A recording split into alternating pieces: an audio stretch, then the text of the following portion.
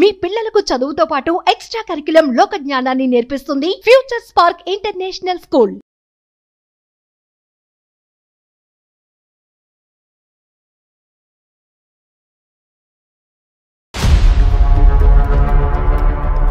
కాల్చిన సిగరెట్ ముక్కలు బెడ్ దులుపుదామంటేనేమో భార్యాభర్తలు కాపురానికి పిల్లలు పుట్టకుండా వాడుకునేవి అన్ని మందులు అవి ఇవి ఉన్నాయి సార్.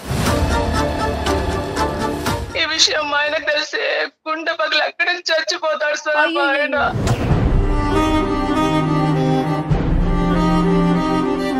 ఇంకా గట్టిగా అడిగితే ఈ మధ్యలో పిల్లలు చచ్చిపోతున్నారు కదా సార్ ఆత్మహత్య చేసుకొని.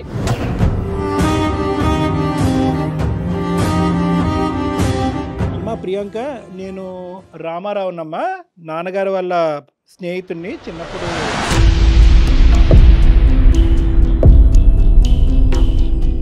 ఎన్ని రోజులని దాస్తారండి ఇవన్నీ మీకెందుకు అసలు?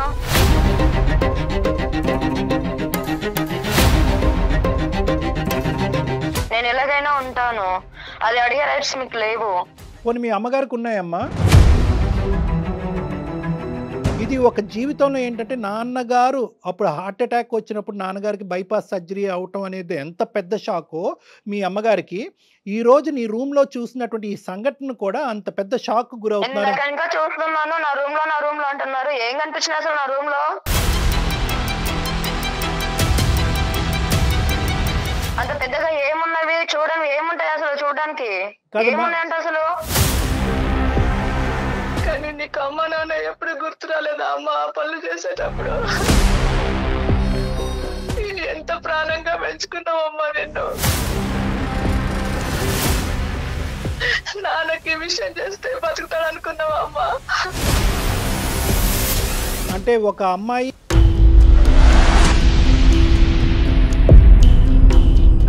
ఏ జనరేషన్ లో ఉన్నారు అంకుల్ మీరు? అసలు నాకు అర్థం కావట్లేదు.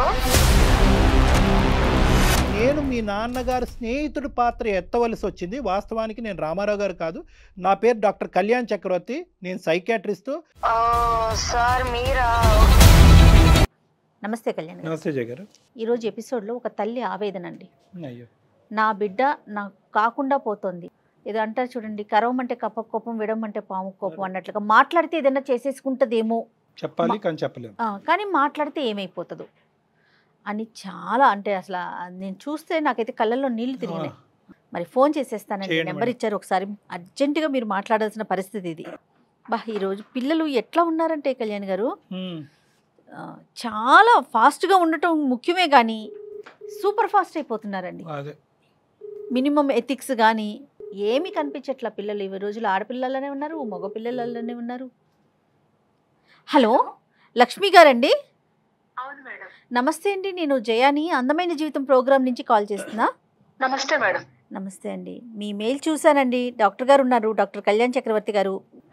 నమస్తే సార్. మీరు ఒకసారి మాట్లాడండి. ఏం పేరమ్మా? లక్ష్మియా? లక్ష్మి సార్. నమస్కారం లక్ష్మి గారు, చెప్పండి అమ్మా. పెళ్ళై చాలా సంవత్సరాలు అయింది మేడం. 10-15 సంవత్సరాలు అయినా కూడా నాకు పిల్లలు పుట్టలేదు మేడం. ఓకే. ఆ తర్వాత భగవంతుడి దయ వల్ల నాకు ఒక పాప పుట్టింది మేడం. సంతోషం. ఆ పాపను మేము చాలా ప్రాణంగా పెంచుకున్నాం మేడం. నేను, మా ఆయన, ఇంకా మా ఆయననైతే అసలు కాలు కింద పెట్టకుండా పెంచిండు మేడం పాపని. అదే లేక కలిగింది కదా, అంత ప్రేమగా పెంచుకొని ఇంటర్ వరకు మా దగ్గరే పెరిగింది మేడం అమ్మాయి. ఇంటర్ తర్వాత ఇంకా పై చదువుల కోసం వేరే దగ్గర జాయిన్ చేద్దాము, బీటెక్ అట్లా చేయించేసి అని చెప్పేసి వేరే హాస్టల్లో జాయిన్ చేస్తాం మేడం. ఎక్కడమ్మా, ఎక్కడ జాయిన్ చేశారు? ఏ ఊరు? బెంగళూరు. మీరు ఎక్కడ ఉంటారు? మేము ఇక్కడ వైజాగ్. తర్వాత ఎప్పుడైతే అక్కడికి షిఫ్ట్ అయిపోయిందో, ఏది బెంగళూరు, ఈ పై చదువుల కోసం ఎప్పుడైతే మేము ఇక్కడ నుండి పంపించేసామో, అక్కడ స్నేహితులు, అక్కడ వాతావరణం ఉంటది సార్, కల్చర్ ఏంటిదో మనకు తెలియదు, దూరంగా ఉన్నాం కదా సార్. ఫ్రెండ్స్ ఫ్రెండ్స్ వల్ల అట్లా చెడిపోయే అవకాశాలు కూడా ఉన్నాయి. మనకు తెలీదు. బాగుండాలమ్మా, తినాలి, జాగ్రత్తగా ఉండాలి, ఎర్లీగా పడుకోవాలి, మనం ఇవన్నీ జాగ్రత్తలు చెప్తాం తల్లిగా. ఎంత చెప్పాలో అంత చెప్పుకుంటూ వచ్చాం. చదువు అయిపోయింది, జాబ్ లో జాయిన్ అవుతానంటే సరే అని జాబ్ లో జాయిన్ అయిన తర్వాత మళ్ళీ ఒక రోజు వెళ్లాల్సి వచ్చింది. అమ్మాయి బర్త్డే వచ్చింది, పుట్టినరోజు వస్తే మా ఆయనకి హార్ట్ ఆపరేషన్ అయింది మేడం ఇక్కడ. నేను ఎలాగో వెళ్ళలేను కదా, ఆ, పాపని చూసిరా, సర్ప్రైజ్ ఇచ్చిరా, గిఫ్ట్లు కొనిచ్చేసి కొన్ని డబ్బులు ఇచ్చిరా అని నన్ను పంపించాడు మేడం. ఆహాహా. నేను వెళ్ళాను మేడం అక్కడికి. బెంగళూరు వెళ్ళారా? సర్ప్రైజ్ ఇద్దామని వెళ్ళాను. అదేలేండి, అదేలే. సర్ప్రైజ్ ఇద్దామని అక్కడికి వెళ్ళేసరికి లాక్ వేసి ఉంది. మీరు వెళ్ళినప్పుడు తాళం వేసి ఉంది. అదేంటి హాస్టల్ రూమా లేదంటే పాప ఏమైనా విడిగా ఫ్లాట్ తీసుకుందా? ఫ్లాట్ తీసుకొని ఉంది సార్ పాప. పోయేసరికి తాళం వేసి ఉందని నేను ఫోన్ చేశాను సార్ పాపకి. ఫోన్ చేస్తే ఎక్కడున్నావమ్మా అంటే, నేను ఆఫీస్ దగ్గరలో ఉన్న మమ్మీ, సెల్ఫ్ లో ఉంది, కీ తీసుకొని నువ్వు లోపలికి వెళ్ళు అని చెప్పింది. నేను వస్తాను అని. కీ అక్కడే దగ్గర ఎక్కడో సీక్రెట్ పెట్టింది, సెల్ఫ్ లో పెట్టింది. ఎప్పుడన్నా వాళ్ళు ఫ్రెండ్స్ వస్తారేమో తీసుకొని వెళ్ళడానికి నేను అనుకున్నాను. లాక్ తీద్దామని లాక్ తెరిచి చూశాను సార్. లోపలికి వెళ్ళాను, లాక్ తెరిచి చూసేసరికి నా మైండ్ మొత్తం బ్లాక్ అయిపోయింది సార్. అక్కడ అంతా చూడకూడని అన్ని ఉన్నాయి సార్. అక్కడ ఇటు చూస్తేనేమో మందు బాటిల్స్, అటు చూస్తేనేమో కాల్చిన సిగరెట్ ముక్కలు, బెడ్ దులుపుదామంటేనేమో భార్యాభర్తలు కాపురానికి పిల్లలు పుట్టకుండా వాడుకునే అన్ని మందులు అవి ఇవి ఉన్నాయి సార్. చూసేసరికి ఇక నాకు మొత్తం కళ్ళు తిరిగిపోయింది సార్. ఈ విషయం మా ఆయనకు తెలిసే గుండె పగలు అక్కడి నుంచి చచ్చిపోతాడు సార్ మా ఆయన.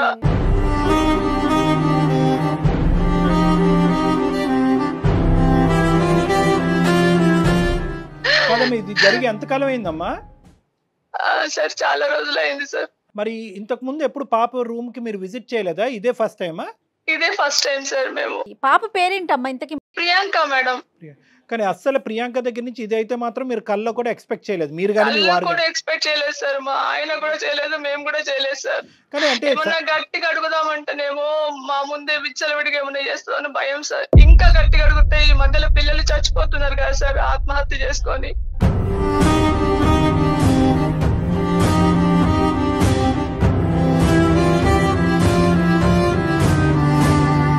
ఇలా ఏం అడుగుతాం సార్? ఆయనకు తెలిసేది ఉంటే పరువు కోసం ప్రాణం ఇచ్చే మనిషి సార్. ఆయన ఇట్లా ప్రాణం తీసుకుంటాడు, లేకుంటే ప్రాణం తీస్తాడు సార్ ఆయన. ఓకే, అతను కూడా ఇమోషనల్ అన్నమాట. కాదమ్మా లక్ష్మి, ఇప్పుడు ఎప్పుడైనా ఫోన్లో మాట్లాడినప్పుడు కానీ వీడియో కాల్ చేసినప్పుడు కానీ పాప పరిస్థితి ఎలా ఉండేదమ్మా? అంటే ఏమన్నా ఇలాంటిది జరుగుతుంది అనేటువంటి కొద్దిపాటి అనుమానం కూడా మీకు రాలేదు? అనుమానం రాలేదు సార్. ఎందుకంటే అంత నమ్మకంగా పంపించాము. మన పిల్లల మీద ఎంత ప్రేమ నమ్మకం పెట్టుకుంటాం సార్ చెప్పండి. మా పాప అట్లా పోయింది అంటే అంత అపనమ్మకంతో మనం మాట్లాడం కదా సార్. వీడియో కాల్ చేసినా మామూలుగానే ఉంది సార్ ఆమె. కానీ అడిగి కాదమ్మా, అడిగి వాస్తవాలు తెలుసుకోకపోతే ఇంతే ఉందా లేదంటే ఇంకా ఎంత లోతుందో మనకు తెలియాలి కదమ్మా. ఇప్పుడు మీరు అడగకుండా ఎలా ఉంటారు? ఎన్ని రోజులని దాస్తారండి? ఇప్పుడు ఇది ఏంటంటే కేవలం ఒక అలవాటు అనే పరిధిలో ఉందా లేదంటే నేరం అనే పరిధిలోకి వెళ్ళిందా? అంటే ఇంకా ఏమన్నా నా ఉద్దేశం ఏంటంటే ఇంకా డ్రగ్స్ గిగ్స్ ఇలాంటివి ఏమైనా ఉన్నాయా? ఇంకా నేను అడిగే ప్రయత్నం చేయలేదు సార్. అందుకనే మిమ్మల్ని సంప్రదించానండి. ఎలాగైనా మీ ద్వారా నాకు న్యాయం జరగాలి. మా భార్య భర్తలకు మళ్ళీ మా కూతురు మా దగ్గరకు రావాలి. మేము తల్లిదండ్రులుగా ఆ ప్రేమ మళ్ళీ పొందాలి అనే ఆవేదన సార్. అయ్యో అయ్యో లేదమ్మా, నువ్వు ఓదార్చుకోమ్మా. అంటే మీ వారికి ఇంకా తెలియదమ్మా ఇదంతా? మా వారికి తెలియదు సార్. ఒకవేళ తెలిస్తే అక్కడే మంచాలనే గుంట పడతాడు, అక్కడే చచ్చిపోతాడు సార్ మా ఆయన. అయ్యో లక్ష్మి గారు, అట్లా ఏం కాదు లక్ష్మి గారు, ఉండండి. ప్రతి సమస్యకి ఒక పరిష్కారం ఉంటది. Don't worry. రూమ్ వరకు వెళ్ళేంత వరకు చాలా గట్టిగానే మాట్లాడింది. కానీ ఒక్కసారి రూమ్లోకి ఎంటర్ అయిన తర్వాత ఆవిడ చూసినటువంటి సన్నివేశం, అమ్మ ఒక్కటి నాకు ఒక చిన్నపాటి అనుమానము, ఆలోచన. ఇవన్నీ కూడా మీ అమ్మాయే చేసిందంటానికి ఏంటి? అంటే వేరే ఫ్రెండ్స్ ఎవరు అంటే చిన్న light at the end of the tunnel అంటారు కదా, చిన్న గోరంత దీపం చిన్నది. బహుశా ఏమన్నా ఫ్రెండ్స్ వచ్చి అది వాడటమా లేదంటే వేరే వాళ్ళకి ఎవరికైనా రూము ఏదైనా సబ్లీజ్ లాంటికి ఇచ్చి ఎవరైనా ఫ్రెండ్స్కి ఇచ్చి వాడుకోవటం వల్ల అలా ఏర్పడింది అనేది ఒక చిన్న. ఎందుకంటే మీరు మొదటి నుంచి మీ అమ్మాయి క్యారెక్టర్ గురించి చెప్తూ అద్భుతంగా ఉంది, మా అమ్మాయికి మించిన వాళ్ళు ఎవరు లేరు అంటున్నారు. అలాంటి అమ్మాయి ఇలాగ కేవలం వైజాగ్ నుంచి బెంగళూరు వచ్చి ఇంత మార్పు చెందుతుందా? మాట్లాడే విధానంలో మనకు తెలిసిపోతుంది కదా సార్ ఎలా ఉంది అనేది. ఇప్పుడు మామూలుగా మాట్లాడంలో అమ్మ నేను వస్తున్నాను, ఎంత ప్రేమగా పరిగెత్తుకొని నేను వస్తున్నా, ఊరు నుండి వచ్చానంటే పరిగెత్తుకొని వస్తారు కదా, నువ్వు అక్కడ ఉండు నేను వస్తున్నాను మాటల విధానంలో మనం తెలుసుకోవచ్చు కదా సార్. కానీ నా చిన్న డౌట్ ఏంటంటేనమ్మా, అసలు ప్రియాంక అసలు మాట్లాడటానికి ఇష్టపడుతుందా? తను ఉండేటటువంటి పొజిషన్ లో మాగోటి వాళ్ళు మాట్లాడగలమా? సార్ మీరే మాట్లాడాలి సార్. ఎందుకంటే ఇప్పుడు ఒక తల్లిగా నేను మాట్లాడితే ఎక్కడ నుండి ఏ సమాధానం వస్తుందో ఏ ప్రశ్న వస్తుందో అని నేను హడలిపోతున్నా సార్. ఎందుకంటే ఇప్పుడు నేను మాట్లాడితే తను ఎట్లా రియాక్ట్ అవుతుందో కూడా నాకు తెలియదు సార్. ఈరోజు ఒక తల్లిగా మీరు అడిగితేనే సహించలేనటువంటి ఒక అమ్మాయి ఈరోజు నాకెంత రెస్పెక్ట్ ఇస్తుంది, నా మాట ఎంత వింటుంది అనేది కూడా అనుమానాస్పదమే. ఎందుకంటే మీరెవరండి, మా అమ్మకు లేనటువంటి బాధ మీకెందుకు అనేటటువంటి మాట రావచ్చు. నేనేమంటున్నానంటే కనుక ఆ అమ్మాయికి ఇష్టపడేది కానీ గౌరవించేటటువంటి పెద్దలు ఎవరన్నా మీకు తెలిసిన వాళ్ళు ఎవరన్నా ఉన్నారా? ఆ అమ్మాయి డైరెక్ట్గా మనం ఇలాగ డాక్టర్ అని చెప్తే కనుక, సైకాట్రిస్ట్ అని చెప్తే కనుక ఏ విధంగా రియాక్ట్ అవుద్దో మనం ఊహించుకోలేము. కాబట్టి అట్లీస్ట్ మీ వారి యొక్క స్నేహితుడో పెద్దనానో లేదంటే ఫ్రెండ్ ఏదో విధంగా చెప్పండి సార్. మా ఆయన ఫ్రెండ్ అని అలా మొదలు పెడదాం సార్. ఏంటి మీ ఆయన గారి ఫ్రెండ్, పాపకు తెలిసినటువంటి మీ ఆయన గారి ఫ్రెండ్ పేరు ఏదన్నా ఉందా? రామారావు గారు. రామారావు గారు అని నేను అంటాను. చూద్దాం అమ్మాయి, నేను రామారావు గారిని మాట్లాడుతున్నానమ్మా, చిన్నప్పటి నుంచి నిన్ను చూసిన వాడిని అని ఆ విధంగా మనం ముందుకు తీసుకెళ్ళి ఏ విధంగా రియాక్ట్ అవుతుందో చూద్దాం. తర్వాత మన ఐడెంటిటీ అనేది రివీల్ చేద్దాం అమ్మా. నాకు ఒకసారి నెంబర్ ఫార్వర్డ్ చేయండి ఇదే నెంబర్కి. మీకు వాట్సాప్ లో నంబర్ సెండ్ చేస్తాను మేడం. అదే డాక్టర్ గారు ఏమంటున్నారంటే అమ్మాయికి కూడా చెప్పాక ప్రియాంకకి చెప్పినాక అమ్మ కూడా ఉంది అన్నాక అప్పుడు మీరు మాట్లాడుదురు కానీ. అలాగే మేడం. రైట్ అండి, పరిస్థితి బట్టి మాట్లాడదాం. హలో ప్రియాంక. హలో చెప్పండి ఎవరు? అమ్మా ప్రియాంక, నేను రామారావునమ్మా, నాన్నగారు వాళ్ళ స్నేహితుడిని. గుర్తున్నానమ్మా? ఏమోనండి నాకు గుర్తులేదు, చెప్పండి. నేను నాన్నగారు చిన్నప్పుడు ఒకే ఆఫీస్లో పనిచేసే వాళ్ళం అమ్మా. ఎలా ఉన్నావు తల్లి? బాగానే ఉన్నాను, చెప్పండి. మీరు ఎలా ఉన్నారు? నాన్నగారికి ఈ మధ్యన ఆరోగ్యం బాగాలేదు తెలుసు కదా. అవును. హార్ట్కి సంబంధించినటువంటి ఇష్యూ ఒకటి ఉండే కదమ్మా. అయితే నాన్నగారు ఏమొచ్చి ఒకసారి పాప ఎలా ఉందో ఒకసారి మీరు కూడా కనుక్కొని తెలుసుకోండి, ఎందుకంటే ఈ మధ్యకాలంలో నాకు ఈ హార్ట్ ఇష్యూస్ ఉండటం వల్ల పూర్తి స్థాయిలో నేను పాపతో కూడా కమ్యూనికేట్ చేయలేకపోతున్నాను అని అన్నారన్నమాట. సో అందు గురించి నేను నెంబర్ ఇస్తే కనుక నేను మాట్లాడుతున్నాను. ఎలా ఉన్నావమ్మా? మొన్న మా మమ్మీ వచ్చింది, చూసింది, వెళ్ళారు కదా, ఇంకేంటి తెలిసిందే కదా. అదేనమ్మా, అమ్మతో కూడా మాట్లాడటం జరిగింది నాన్న. అమ్మతో కూడా మాట్లాడితే అమ్మ ఏమో వచ్చి కొద్దిగా బాధపడింది అనమాట. అంటే తను రూమ్కి వచ్చినప్పుడు నువ్వు లేవంట. సరే ఎక్కడో ఫ్రెండ్ ఇంటికో బయటకో ఎక్కడికో వెళ్ళి ఉంటావు అన్నట్టుగా అమ్మ అనుకుంది. లోపలికి వెళ్ళింది, ఆ తాళం అక్కడే పెట్టేవంటగా లోపలికి వెళ్ళింది అమ్మ.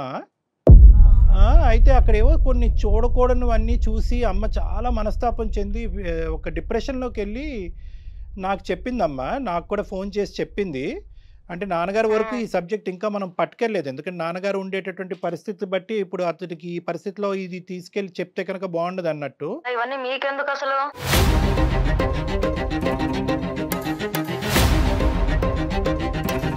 కాదు నాన్న, నాకెందుకు అనే మాట చాలా మంచి మాట. కానీ ఇక్కడ ఏంటంటే నాన్నగారు అడగలేనటువంటి పరిస్థితి.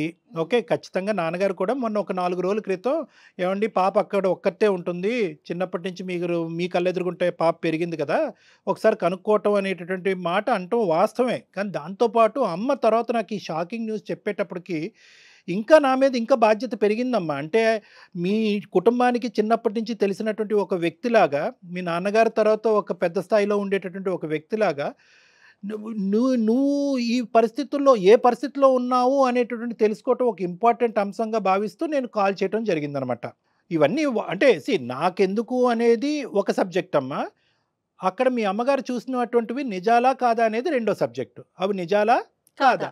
చూడండి అంకుల్, మీరు ఇవన్నీ కనుక్కునే అవసరం లేదు. మీ వర్క్ ఏంటి అది చూడండి ఫస్ట్.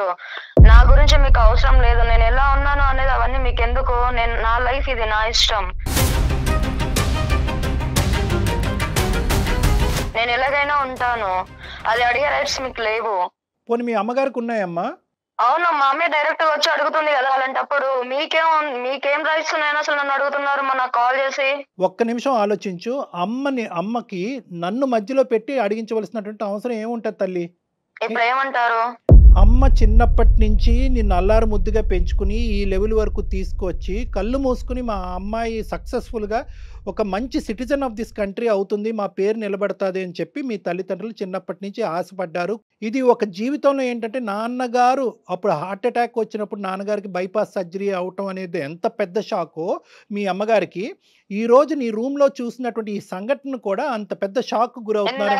చూస్తున్నాను నా రూమ్ లో అంటున్నారు. ఏం కనిపించింది అసలు నా రూమ్ లో? ఏం చూసారంట?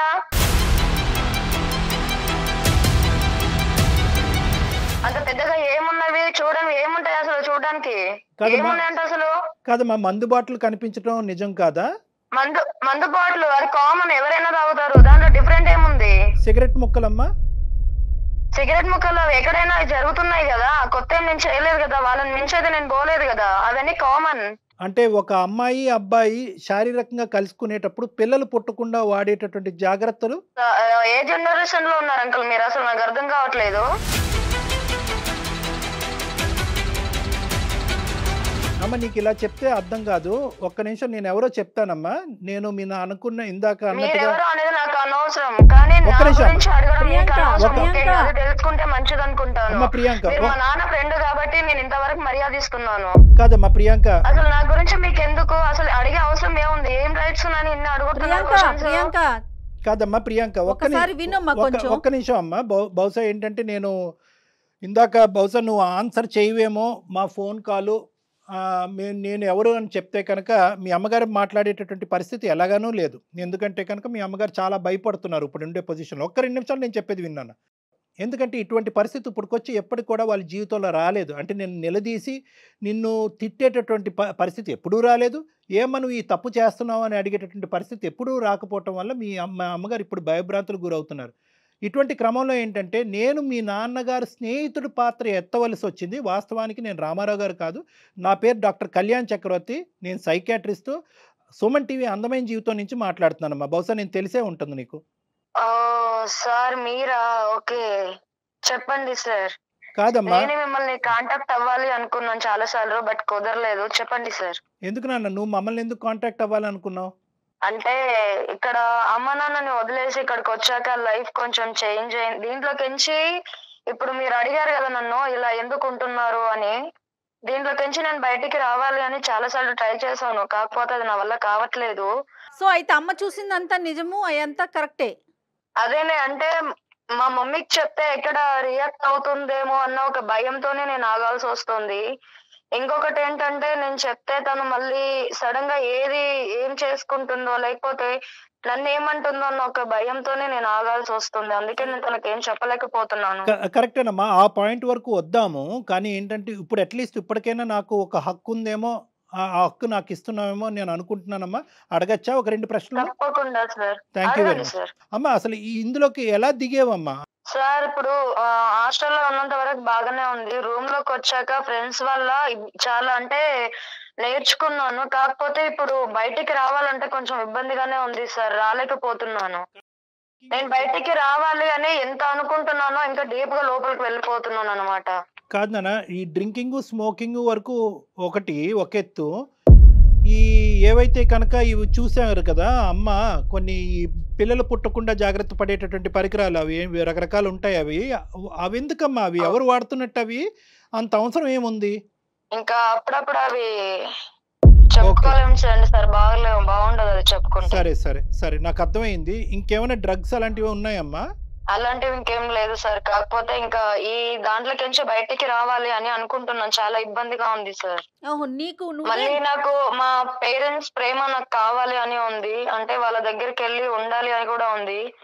వాళ్ళకి చెప్తే ఎలా రియాక్ట్ అవుతారు అన్న భయం కూడా ఉంది. అంటే తనకే ఉంది ఆలోచన దాంట్లో నుంచి బయటపడాలి, కానీ రాలేకపోతుంది. కానీ ప్రియాంక ఇప్పుడు కాదు నాన్న, ఇది మొక్కగా ఉన్నప్పుడే దీన్ని తుంచేసేయాలి. ఈ అలవాట్లలోకి ఇంత లోపలికి వెళ్ళిపోయి ఆఖరికి ఏంటంటే నేను బయటకు రావాలి అంటే బహుశా ఏంటంటే ఇది వినేటటువంటి అన్ని యువతి యువకులందరికీ కూడా ఇది ఒక మంచి సబ్జెక్టు. అంటే ఏంటంటే ఈ అలవాట్లకి బానిస అయ్యేటటువంటి పరిస్థితి ఎప్పుడు వస్తుంది అంటే కనుక ఆదిలోనే ఇందులోంచి బయటపడి తప్పించుకునేటటువంటి ప్రయత్నం పూర్తి స్థాయిలో చేస్తే కనుక తొందరగా బయటకు వస్తాం. ఎప్పుడైతే కనుక ఈ కంట్రోల్ బటన్ అనేటటువంటి మన చేతుల్లో కాదు పక్క వాళ్ళ చేతుల్లోకి వెళ్తుందో అంటే ఎలా ఉంటుంది, ఈ స్నేహితుల మధ్యన ఉండేటటువంటి దాన్ని పియర్ ప్రెషర్ అంటూ ఉంటారు.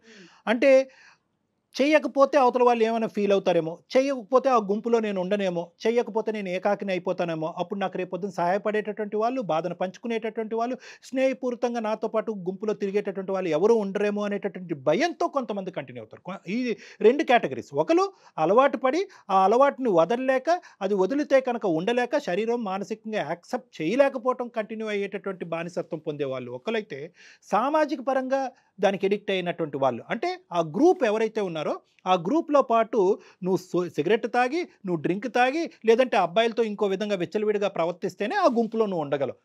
ఎప్పుడైతే కనుక ఇది కాదు, ఇది కరెక్ట్ కాదు, ఇది పద్ధతి కాదు, ఇది నీతి కాదు, ఇది వ్యవహారం కాదు, మా తల్లిదండ్రులు ఒప్పుకోరని ఎప్పుడైతే నువ్వు మాట్లాడతావో ఆ గుంపులోంచి నువ్వు బయటకు వెళ్ళిపోతావు. ఈ గుంపులోంచి బయటకు రావడం అనేటటువంటిది తట్టుకోలేక ముందు నువ్వు ఈ వెనకతలు గొయ్యి అని ఇందాక అన్నాను చూడు, ఆ పరిస్థితి నీది అన్నట్టు నాకు అనిపిస్తుంది. అంటే నువ్వు ఇప్పటికీ కూడా బాధపడుతూ డాక్టర్ గారు మీరు నాకు ఫోన్ చేసినందుకు థ్యాంక్ యూ, నేనే మీకు చేద్దాం అనుకున్నాను, ఇంత యాక్సిడెంటల్గా నాకు ఈ ఫోన్ కలవటం నా అదృష్టం అని నువ్వు ఎప్పుడు అన్నావో, అంటే దాని అర్థం ఏంటంటే నువ్వు దీనికి బానిస అవ్వలేదు. తప్పనటువంటి పరిస్థితుల్లో ఆ స్నేహితుల మధ్యన నలిపోతూ, ద సో కాల్డ్ స్నేహితుల మధ్య నలిపోతూ ఇంకో దారి దిక్కు లేక అక్కడ ఇరుక్కుపోయినట్టు నాకు అనిపిస్తుందమ్మా. సో ఇది ఏదైనా కూడా బహుశా ఇవన్నీ మీ అమ్మగారు వింటూ ఉంటే కనుక ఏ స్థాయిలో బాధపడతారో మరి నాకు తెలియదు. కానీ ఈ సెకండ్ హాఫ్ ఏదైతే ఉందో, అంటే మా అమ్మాయి దీనికి బానిసత్వం పొందినా కూడా, అంటే దీనికి వ్యసనానికి బానిస అయినా కూడా ఈరోజు బయటపడటానికి పూర్తి స్థాయి ప్రయత్నం చేస్తున్న అవకాశం దొరక్క బయటపడలేకపోతుంది అనేటటువంటి మాట చాలా చల్లగా వినిపించేటటువంటి మాటలాగా నాకు అనిపిస్తుంది. కాబట్టి నీకు ఇంకొక చిన్న మాట చెప్తానమ్మా. అమ్మ ఇక్కడ కాన్ఫరెన్స్ కాల్లో ఉంది. సార్ ఎంత పని చేశారు సార్? మరి కాదమ్మా, మరి ఏ పద్ధతిలో చెప్పాలమ్మా?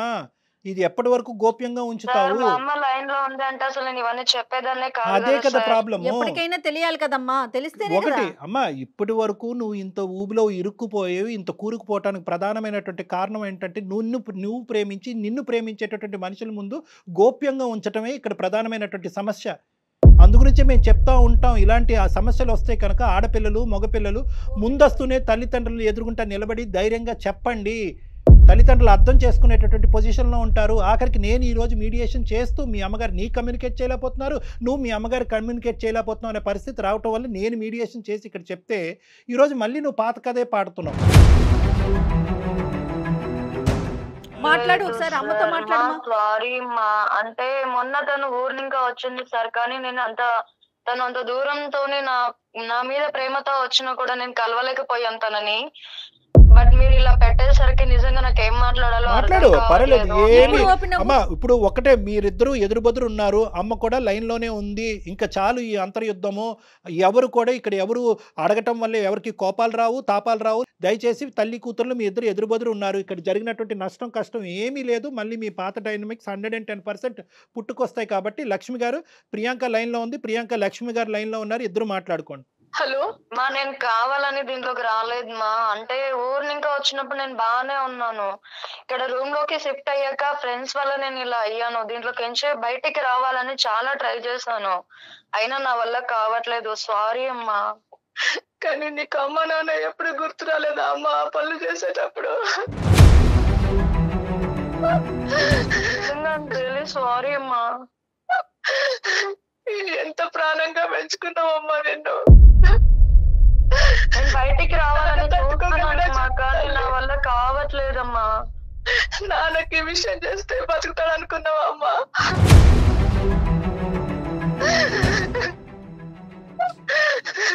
అమ్మా ఏడవద్దు. ఇప్పుడు నేను మళ్ళీ నాకు ఒక అవకాశం ఇవ్వమంటున్నాను నిన్ను. నాకు ఈ జాబ్ కూడా వద్దు, నాకు ఈ రూమ్ కూడా వద్దు. నేను మళ్ళీ వచ్చి మీ దగ్గరే ఉంటాను. నేను ఇవన్నీ మానేసి వద్దాం అనుకుంటున్నానమ్మా. ఇంకా దీంట్లోకి నుంచి బయటకు రావడానికి నేను ట్రై చేస్తాను. ఎంతో అల్లారు ముద్దుగా పెంచి పెద్ద చేసి ఎంతో కీర్తి ప్రతిష్టలు తెస్తావు అనుకున్నా, కానీ నువ్వు బాధపడకుండా లక్ష్మి, ఇంకా ఇప్పటికైనా ఇంకా చెప్తున్నాను కదా సారీ. లక్ష్మి గారు, అంటే నేను కావాలని రాలేదు. చెప్పండి సార్.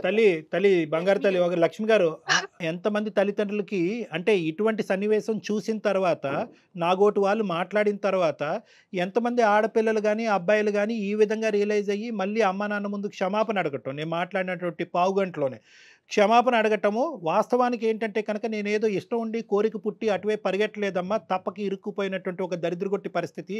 ఇప్పటికైనా ఇది ఒక బంగారు అవకాశంలాగా ఇందులోంచి బయటపడి నీ కళ్ళెదురుగుంటా నిలబడ్డాను, నన్ను క్షమించమ్మా, 2 నిమిషాల్లో నేను మారుతానని చెప్పేటటువంటి మనుషులు ఎంతమంది ఉంటారమ్మా ఈ వయసులో? ఈ వయసులో ఎంతమంది ఉంటారు తల్లి? సో కాబట్టి ఏంటంటే కరెక్టే, మీ కడుపు ఘోష అనేది మాకు అర్థం అవుతుంది. ఎందుకంటే మీ శోకం ఏంటంటే, అరే ఇదేంటి ఎక్కడెక్కడో ఇలాంటి అలవాట్లు, ఇలాంటి పాడలవాట్లు, ఇలాంటి పరిస్థితులు జరుగుతాయి అనుకుంటాను కానీ మా ఇంట్లో మా కన్న కూతురు ఇలా చేస్తుందని నేను అనుకోను. ప్రతి తల్లిదండ్రుల యొక్క వాదన ఇదే. ఏమనుకుంటారంటే పేపర్లో చూస్తారు, టీవీలో చూస్తారా, అది ఎక్కడో పాడైపోయినటువంటి పిల్లలో, లేదంటే తల్లిదండ్రులు పట్టించుకున్నటువంటి పిల్లలో, లేదంటే అల్లారి ముద్దుగా విపరీతమైనటువంటి ముద్దిచ్చి అడగకుండానే విపరీతంగా ఇచ్చేటటువంటి కుటుంబాల్లో పుట్టినటువంటి పిల్లలు దారి తప్పి గాడి తప్పి ఇలా ప్రవర్తిస్తారని అనుకుంటారు. కానీ వాస్తవానికి ఏంటంటే మన ఇంట్లోనే ఇలా జరుగుతుందా అనేటటువంటి చాలామంది తల్లిదండ్రులు ఊహించుకోరు. ఇదంతా కూడా ప్రధానంగా జరిగేటటువంటి అంటే ఎప్పుడైతే కనుక ఈ అమ్మాయి ఈ వాతావరణంలోంచి ఆ వాతావరణంలోకి వెళ్ళినాయో రకరకాల అంశాలు వచ్చినాయి. ఒకటేంటంటే కనుక ఒంటరిగా బతకవలసినటువంటి అవసరం, అల్లారు ముద్దుగా పెంచుకున్నటువంటి తల్లిదండ్రులు, ఏకైక కూతురు, అల్లారు ముద్దుగా పెంచేటటువంటి కూతురు, ఆ అమ్మాయి అక్కడికి వెళ్ళి ఒంటరిగా ఉండటం, ఒక కొత్త వాతావరణం, అంత ఫాస్ట్గా ఉండేటటువంటి వాతావరణం, సిగరెట్ తాకపోయినా మందు కొట్టకపోయినా తేడాగా చూసే వాతావరణం, అబ్బాయిలతో కలిసి బాయ్ ఫ్రెండ్ లేడు అని చెప్పుకోవడానికి సిగ్గుపడేటటువంటి వాతావరణం. సో ఇటువంటి వాతావరణంలోకి వెళ్ళేటప్పటికీ ఆ అమ్మాయి ఏమనుకుందంటే ఇదే నార్మేమో, ఇది సాంప్రదాయమేమో, నేనే ఇప్పుడు దాకా నూతులో కప్పలాగా ఉన్నానేమో, ఇది వాస్తవమైనటువంటి ప్రపంచమేమో, ఈ ప్రపంచానికి నేను ఎస్ చెప్పకపోతే కనుక ఈ ప్రపంచం నాకు నో చెప్తాదేమో అనేటటువంటి భయంతో దిగినటువంటి ఒక బానిస అమ్మాయి. కాబట్టి ఏంటంటే పెద్ద మనసు చేసుకుని ఈ అమ్మాయిని ఈరోజు క్షమించవలసినటువంటి అవసరం ఉంది. ఒకప్పుడు ఇదే తత్వం కానీ ఇదే ఆలోచన శైలి కానీ కొద్దిపాటి కంటిన్యూ అవుతే కనుక నేను ఆ అమ్మాయి కౌన్సిలింగ్ చేసి ఆ అమ్మాయి మనసు మార్చి మళ్ళీ ఇటువంటి తోవలోకి వెళ్లకుండా నేను కాపాడగలిగేటటువంటి వ్యక్తిని అవుతానమ్మా. లక్ష్మి గారు, ఇలాంటి వాళ్ళ సలహాలు సూచనలు మాలాంటి తల్లిదండ్రికి మేము కన్నా పిల్లలకి చాలా అవసరం సార్. ఎందుకు నా బాధ కట్టలు తెంచుకునే దుఃఖం ఎందుకు వచ్చిందంటే సార్, ఇక్కడ మీకు ఒక్క విషయం చెప్పాలి సార్. చెప్పండి. ఎన్నో ఏళ్లుగా అంటే ప్రదక్షిణాలు, పూజలు, వ్రతాలు చేయగా పుట్టిన అమ్మాయి కాబట్టి ఇంత దాకా తెస్తుందని అనుకోలేదు సార్. ఆ దుఃఖం వల్లనే ఈ ఏడుపు, ఈ బాధ ఇదంతా వస్తుంది సార్ నాకు. దేవుడు వరవిస్తూనే శాపించాడు అనేటువంటి పరిస్థితి. అమ్మ ప్రియాంక సార్ చెప్పండి సార్. నేను ఇప్పటికీ కూడా అమ్మకి దొరికాను కాబట్టి మారేను అనేటటువంటి ప్రియాంక కాదని నేను అనుకుంటున్నాను.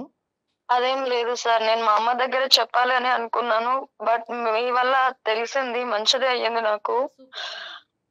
నిజంగా ఐఎమ్ రియలీ సారీ అమ్మా. సరే నాన్న, ఓకే సారీ, ఓకే. తక్షణ కర్తవ్యం ఏంటంటే కనుక మళ్ళీ ఎక్కడ చెప్పా పెట్టకుండా పెట్టిబేడ సర్దుకుని వెనక్కి వచ్చేసి ఇక్కడ ఇంటికి వచ్చిన తర్వాత, వైజాగ్ వచ్చిన తర్వాత కావాలంటే వాళ్ళకి నోటీస్ పంపించి జాబ్కి రిజిగ్నేషన్ పెడితే కానీ అక్కడ మొత్తానికి డిక్లేర్ చేయొద్దు ఆ గుంపుకి. అర్థమైందా?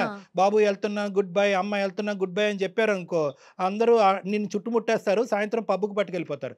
కాబట్టి నేనేమంటున్నానంటే ఎవరికి చెప్పకుండా నీ దారి నువ్వు నీట్గా సర్దుకుని వెనక్కి వచ్చేసే, లేదంటే మళ్ళీ నిన్ను ఇన్ఫ్లుయెన్స్ చేస్తారు వాళ్ళు. చిప్పుగా వచ్చేసేయాలని అది డాక్టర్ గారు చెప్పే సలహా. మీ ఇద్దరికి మేము పాదాభివందనం చెప్పుకుంటున్నాము. మీ వల్లనే నా కూతురు నాకు దక్కింది. మీకు చాలా చాలా ధన్యవాదాలు సార్. థ్యాంక్ యూ అండి, థ్యాంక్ యూ. ఇంకా బాధపడకండి, తను హ్యాపీగా తిరిగి వచ్చేస్తుంది. చక్కగా ఉండండి. అలాగే సార్, అలాగే. Thank you sir, thank you so much sir. Thank you అమ్మా. నమస్తే. కానీ ఇంత ఫాస్ట్ గా ప్రియాంకలో మార్పు వస్తుందని ఎక్స్పెక్ట్ అయితే తనకుందా ఆలోచన. మార్పు కోరుకుంటున్న వాళ్ళకి మార్పు తొందరగా వస్తుంది మేడం. ఇక్కడ మీరేం చేయక్కర్లేదు, అంతేనా కళ్యాణ్ గారు? అంతే, ఇక్కడ మనం చేయవలసినటువంటిది ఏమీ లేదమ్మా. ఎటొచ్చి ఏంటంటే ఫ్యూచర్లో ఇటువంటి పిల్లలు ఏంటంటే మళ్ళీ ఒక ప్రపంచంలోకి వచ్చారనుకోండి, వీళ్ళ యూజువల్గా వాళ్ళ సైకాలజీ ఎలా ఉంటుందంటే ఆ గ్రూప్లోంచి నేను బయటపడ్డాను కాబట్టి బహుశా ఏమీ కాదు, ఇంకో గ్రూప్ ఇంకో ఆలోచనతో ఇంకో యాంగిల్లో మళ్ళీ వీళ్ళ దగ్గరికి రావచ్చు. సో కాబట్టి ఏంటంటే ఎప్పుడు చూసుకుంటూ ఉండాలి. అంటే కర్తవ్యం అంటే first realization of responsibility, ROR అంటూ ఉంటారు. పిల్లలందరికీ చెప్తూ ఉంటాను నేను, రియలైజేషన్ ఆఫ్ రెస్పాన్సిబిలిటీ. మీ బాధ్యత ఏంటి, మీ వయసు ఏంటి, మీ బాధ్యత ఏంటి, మీ తల్లిదండ్రులు మీ దగ్గర నుంచి ఏం కోరుకున్నారు, ఈ రెస్పాన్సిబిలిటీ రియలైజ్ అయ్యేంత వరకు ప్రియాంక లాంటి వాళ్ళు చాలామంది రావచ్చు. వాళ్ళు వచ్చేటటువంటి మార్పు మాత్రం పర్మనెంట్ కాదు. సో ఈ రియలైజేషన్ రావాలి. అది తెప్పించడానికి కొన్ని కౌన్సిలింగ్ సెషన్స్ అనేది యూజువల్గా చేస్తూ ఉంటాం. ప్రియాంకకి ఏం అవసరం పడకపోవచ్చమ్మా. రైట్ అండి, థ్యాంక్ యూ కళ్యాణ్ గారు. నమస్తే. అత్యాధునికమైన టెక్నాలజీతో ఫెర్టిలిటీ ట్రీట్మెంట్ అందిస్తోంది మెడిసి IVF.